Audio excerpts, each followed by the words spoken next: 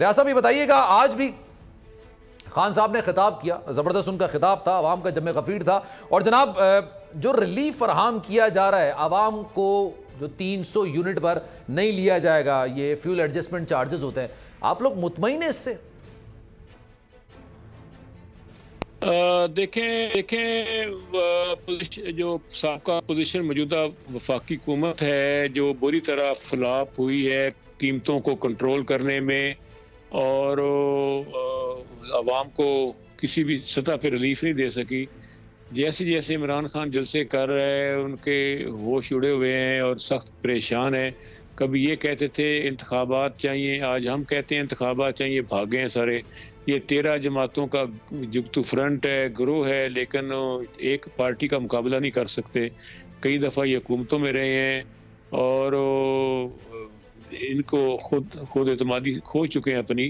تو میرا خیال اس کی بڑی وجہ یہی ہے کہ میری آواز آ رہی ہے نا آپ کو؟ جی آپ کو آواز آ رہی ہے، آواز آ رہی ہے آپ کی، کنٹینیو کریں آپ۔ ہیلو جی آپ کی آواز آ رہی ہے، کنٹینیو کریں آپ ریاض صاحب۔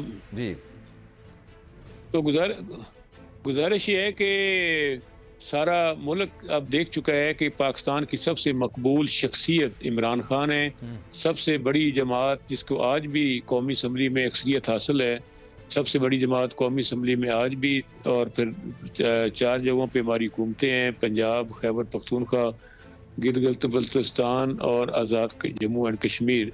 تو سینٹ میں بھی ہمارے لوگ کاؤنٹ کر لیں، اور پھر چھوٹے صوبوں میں بھی ہیں جیسے سندھ اور بلوچستان میں، تو اس میں کوئی دو رائے نہیں ہے۔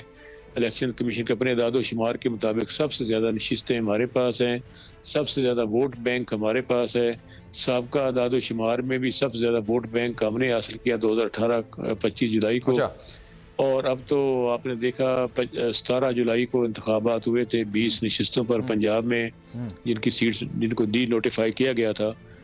تو ان 20 حلقوں میں سے 15 حلقوں پہ کلیئر ہم نے کامیابی حاصل کی۔ ایک پہ آزاد آیا لودھرا سے، اور جو راولپنڈی والا حلقہ ہے وہ ہمارا جیتا ہوا تھا، جس پہ دھاندلی کر کے 43 ووٹوں سے ہمیں شکست دی گئی، اور ہائی کورٹ کے فیصلے پہ عمل درآمد نہیں کیا گیا کہ اس کو ریکاؤنٹ کیا جائے ریجیکٹڈ ووٹوں کو اور پوری دوبارہ گنتی کی جائے۔ ایسا ہوتا رہتا ہے۔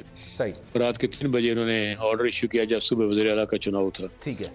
تو یہ ساری باتیں حقائق اس بات کا اظہار کر رہی ہیں، نشاندہی کر رہی ہیں کہ پاکستان تحریک انصاف اگلی حکومت بنانے جا رہی ہے۔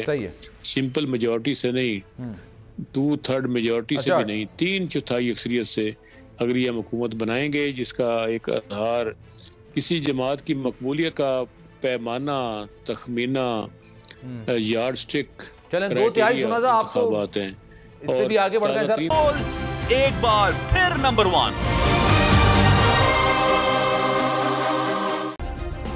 سبسکرائب کریں اور بیل دبائیں تاکہ کوئی خبر رہ نہ جائے۔